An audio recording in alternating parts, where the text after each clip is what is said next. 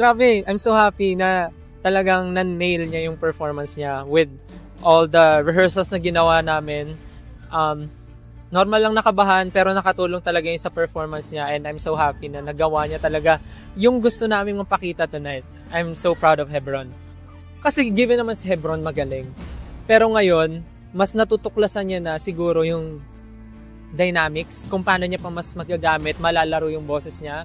And alam niya pa kung paano niya makokontrol yung mismong instrument na meron siya para mas mapaganda niya pa yung tunog na nilalabas niya. And I'm so happy na nawi-witness ko naming lahat yung development and growth ni Hebron dito sa competition. And masasabi ko kahit anong mangyari, parang ready talaga si Hebron.